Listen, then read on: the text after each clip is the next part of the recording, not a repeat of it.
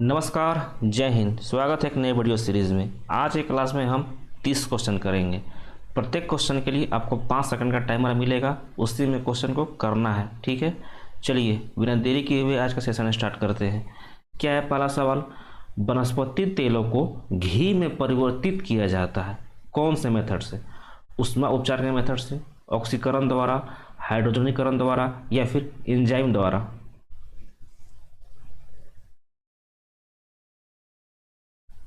तो option C हाइड्रोजनीकरण द्वारा किया जाता है वनस्पति तेल को घी में। याद रखिएगा, इसमें निकेल यूज किया जाता है कैटेलिस्ट के रूप में, उत्प्रेरक के रूप में। चलिए नेक्स्ट सवाल क्या है? निम्नलिखित में से कौन सी एक ईंधन गैस नहीं है? ऑप्शन है भाप गैस, प्रोड्यूसर गैस, हास गैस या फिर मार्स गैस।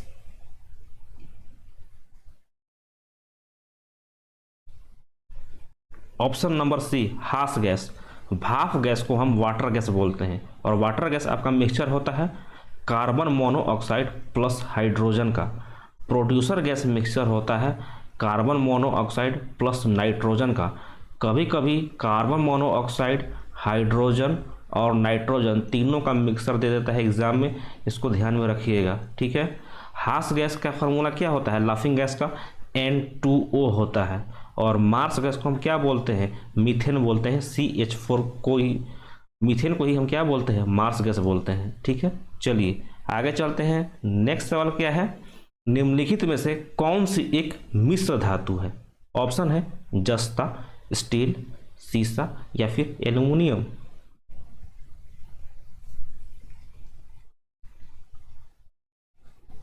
तो आपका मिश्र धातु है कौन सा? स्टील। Option number B. जस्ता को हम जिंक बोलते हैं, इस सीसा को हम Pb से दर्शाते हैं, और एल्युमिनियम को हम Al से सिंबल इसका होता है। जिंक का एटॉमिक नंबर कितना होता है? 30 होता है। Pb का एटॉमिक नंबर 82 होता है। एल्युमिनियम का एटॉमिक नंबर 13 होता है। चलिए नेक्स्ट सवाल पर चलते हैं। रिचर स्केल किसके नापने में प्रयोग किया जाता है? ऑप्शन है भूकंप का तीव्रता, वायु की गति, समुद्र की गहराई या फिर शरीर का ताप।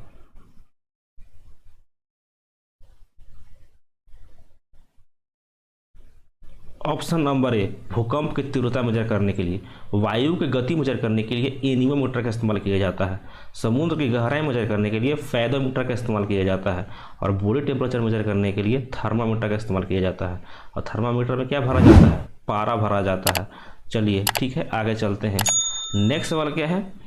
चिकित्सा व युद्ध में उपयोग के लिए किन किरणों का नवीनतम अनुसंधान चल रहा है? आपके पास ऑप्शन है x ray, laser ray, gamma ray या फिर cathode ray.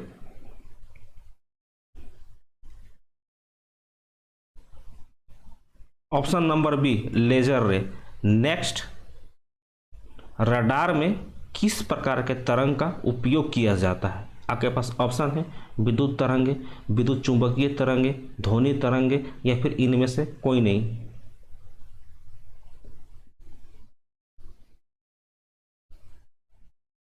Option number B विद्युत चुंबकीय तरंगे, इलेक्ट्रोमैग्नेटिक वेव बोलते हैं। और रडार का फुल फॉर्म एग्जाम में पूछता है, इसको भी ध्यान में रखिएगा। क्या होता है? Radio detection and ranging. Next सवाल क्या है? आकाश का नीला दिखाई देने का मुख्य कारण क्या है? ऑप्शन है सूर्य की रोशनी नीला होता है इसलिए दिखाई पड़ता है। नेक्स्ट ऑप्शन है प्रकाश का अपवर्तन, प्रकाश का अपवर्तन या फिर प्रकाश का प्रकीर्णन।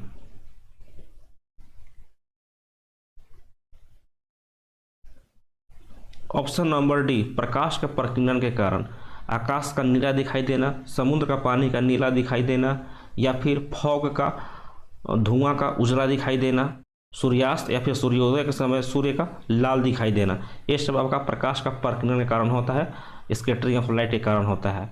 नेक्स्ट सवाल क्या है? निम्नलिखित में से गलत कौन सा है? आपके पास ऑप्शन है लोहा पानी में डूब जाता है, लोहा पारे पर तैरता रहता है, लकड़ी पानी पर तैरता रहता है या फिर पारा पानी पर तैरता रहता है।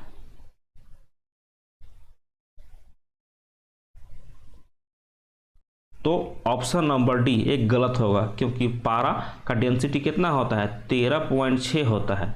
13.6, जबकि वाटर का डेंसिटी 1 होता है ग्राम पर सेंटीमीटर क्यूब में।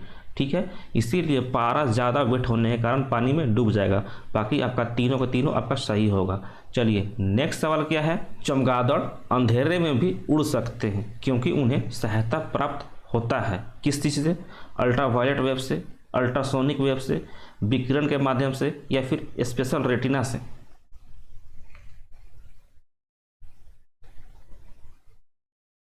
Option number A ultraviolet wave से। चलिए नेक्स्ट सवाल क्या है, हमारे घरों में विद्युत संयंत्र आपस में जुड़े हुए होते हैं। ऑप्शन है श्रेणी क्रम में, समांतर क्रम में, मिश्रित क्रम में, या फिर इनमें से कोई नहीं।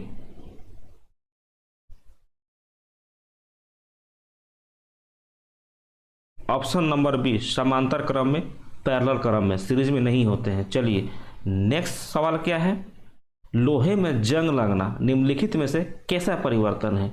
ऑप्शन है भौतिक परिवर्तन, रासायनिक परिवर्तन, भौतिक एवं रासायनिक परिवर्तन दोनों, या फिर इनमें से कोई नहीं।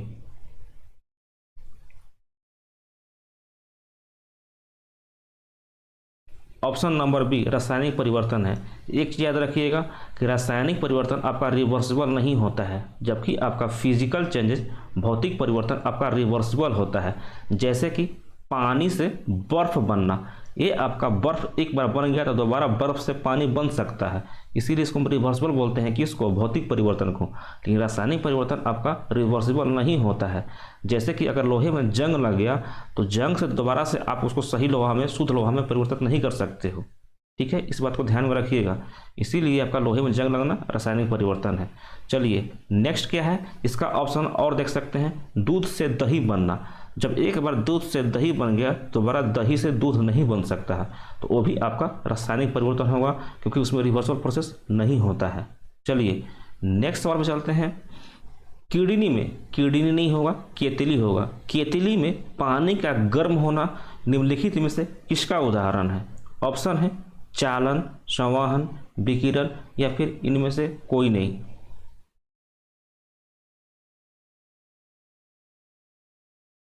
ऑप्शन नंबर बी संवहन कन्वेक्शन का होता है। चालन कंडक्शन को बोलते हैं, इसको कन्वेक्शन बोलते हैं, और विकिरण को रेडिएशन बोलते हैं। ध्यान रखिएगा, संवहन कन्वेक्शन। नेक्स्ट सवाल क्या है, शहरों में तालाब का पानी शुद्ध करने के लिए कौन सी गैस का प्रयोग किया जाता है। आपके पास ऑप्शन है सल्फर डाइऑक्साइड, हाइड्रोजन, अमोनिया, या फिर chlorine.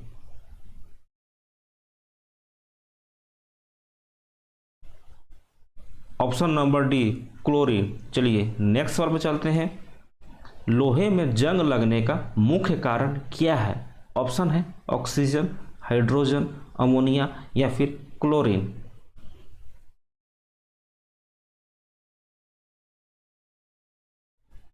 Option number A oxygen. लोहे पे एक फेरिक ऑक्साइड Fe2O3 का एक परत चढ़ जाता है। ठीक है, चलिए आगे चलते हैं, कुपोषण में सबसे अधिक किसकी कमी होती है। ऑप्शन है कार्बोहाइड्रेट का, प्रोटीन का, वसा का, या फिर विटामिन सी का।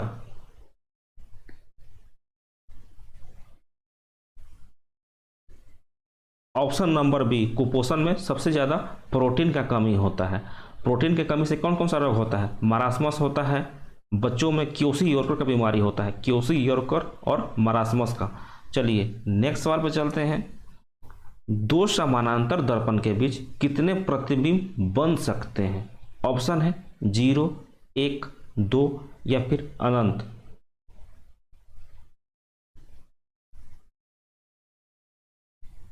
तो अनंत इमेज बनेंगे, इन्फिनिटिव इमेज बनेंगे। चलिए नेक्स्ट सवाल क्या है, इस सवाल में आप याद रख सकते हैं कि नंबर ऑफ इमेज किस में, समतल दर्पण के में होता है 360/θ -1। जितना भी एंगल देगा समतल दर्पण के दोनों का बीच का एंगल थीटा पुट कर दीजिएगा, 360 से भाग कर दीजिएगा, -1 कर दीजिएगा, आपको नंबर ऑफ इमेज यहाँ से मिल जाएगा।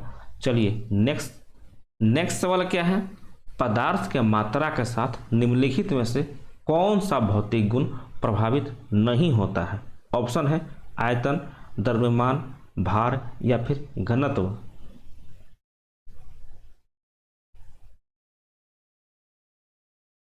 ऑप्शन नंबर डी, घनत्व आपका प्रभावित नहीं होता है। बाकी सभी पदार्थ के मात्रा के साथ आयतन भी प्रभावित होता है, द्रव्यमान भी प्रभावित होता है और भार भी प्रभावित होता है। चलिए नेक्स्ट सवाल पर चलते हैं। जब सूर्य की किरणें प्रिज्म से होकर गुजरती है तो निम्नलिखित में से किस रंग का अपवर्तन सबसे अधिक होता है? ऑप्शन है नीला, हरा, पीला या फिर लाल।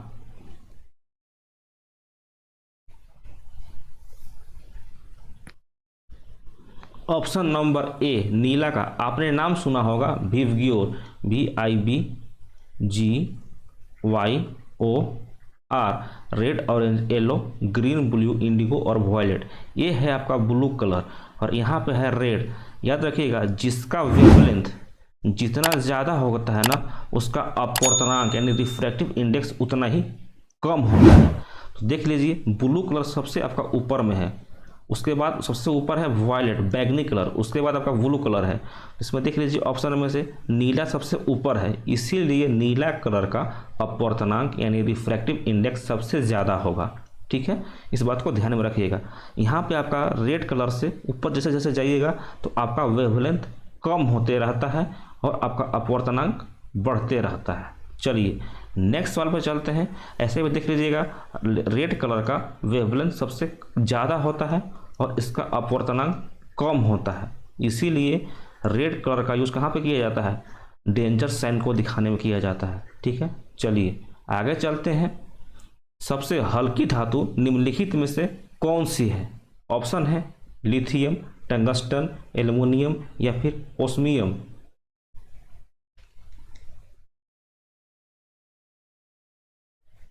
ऑप्शन नंबर ए लिथियम सबसे हल्का धातु और सबसे भारी धातु ओस्मियम। चलिए नेक्स्ट सवाल क्या है? लाल रंग का गुलाबी हरी रोशनी में कैसा दिखाई देगा? ऑप्शन है लाल, गुलाबी, पीला या फिर काला।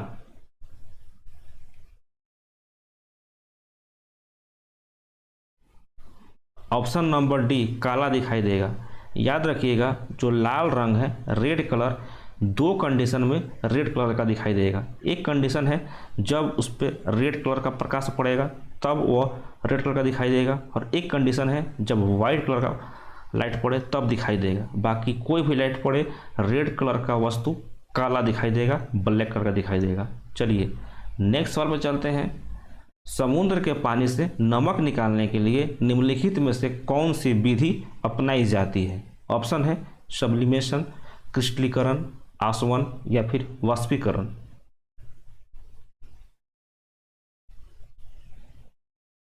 ऑप्शन नंबर डी वाष्पीकरण का इस्तेमाल किया जाता है। नेक्स्ट सवाल पर चलते हैं।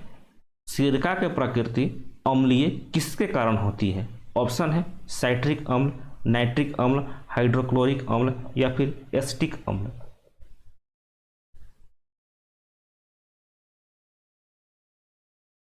ऑप्शन डी एसिटिक अम्ल। सिरका को हम एसिटिक अम्ल बोलते हैं, CH3COOH फार्मूला होता है। एसिटिक अम्ल को हम विनेगार भी बोलते हैं, ध्यान में रखिएगा विनेगार। चलिए नेक्स्ट सवाल पर चलते हैं। खनिजों एवं चट्टानों में कौन सा तत्व सबसे अधिक मात्रा में पाया जाता है? ऑप्शन है हाइड्रोजन, कार्बन, यूरेनियम या फिर ऑक्सीजन।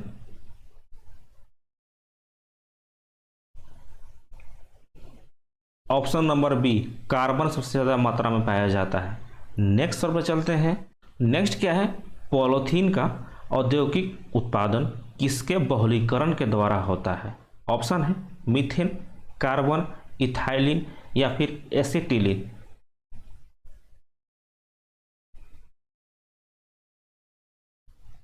ऑप्शन सी इथाइलिन के बहुलीकरण या फिर इथाइलिन के पॉलीमराइजेशन के कारण पॉलीथीन बनता है। नेक्स्ट सवाल पे चलते हैं। बैटरी बनाने में किस अम्ल का उपयोग होता है? ऑप्शन है एसिटिक अम्ल, सल्फ्यूरिक अम्ल, हाइड्रोक्लोरिक अम्ल या फिर नाइट्रिक अम्ल।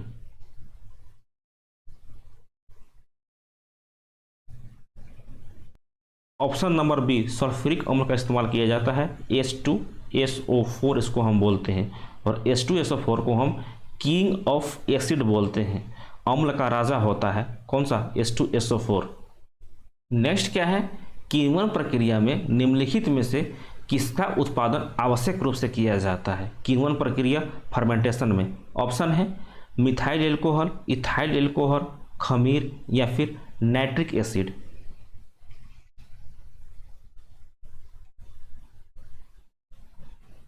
Option number B ethyl alcohol बनता है।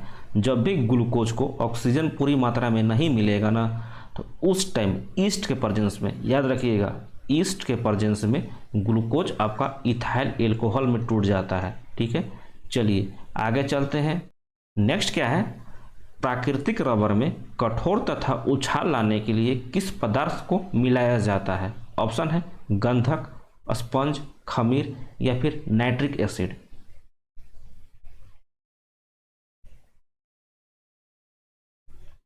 ऑप्शन नंबर ए गंधक मिलाया जाता है। गंधक को हम सल्फर भी बोलते हैं। चलिए आगे चलते हैं। नेक्स्ट सवाल क्या है, सोडियम को मिट्टी के तेल में डुबोकर क्यों रखा जाता है? ऑप्शन है हवा में इसका ऑक्सीकरण होने लगता है। नेक्स्ट ऑप्शन है हवा में इसका वाष्पीकरण होने लगता है, या फिर हवा में आते ही जलना प्रारंभ कर देता है, या फिर उसका वास्तविक रूप बनाए रखने के लिए उसको मिट्टी के तेल में डुबोकर रखा जाता है।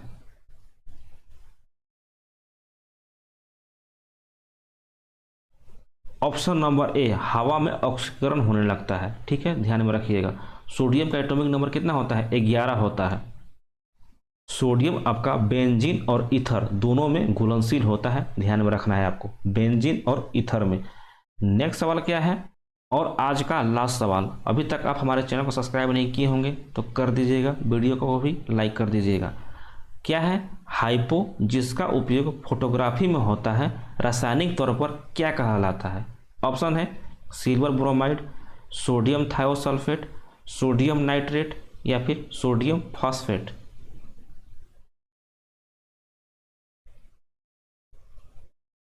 Option number B sodium thiosulphate बोलते हैं। याद रखिएगा, AgBr सिल्वर ब्रोमाइड का भी इस्तेमाल किया जाता है फोटोग्राफी में। सिल्वर आयोडाइड का इस्तेमाल कहाँ पे किया जाता है? ये आपका कृत्रिम वर्षा, आर्टिफिशियल रेन कराने के लिए इस्तेमाल किया जाता है। एक और याद रखिएगा, AgNO3 सिल्वर नाइट्रेट का इस्तेमाल किया जाता है वोटिंग में उंगली पर निशान लगाने के लिए। ठीक है, चलिए आज का सेशन आपको कैसा लगा आप कमेंट बॉक्स में टपका दीजिएगा। आज के लिए हम इतना ही रखते हैं, मिलते हैं कल आपसे हम 8 बजे। ठीक है, तब तक के लिए अपना ध्यान रखिएगा। जय हिंद, जय भारत।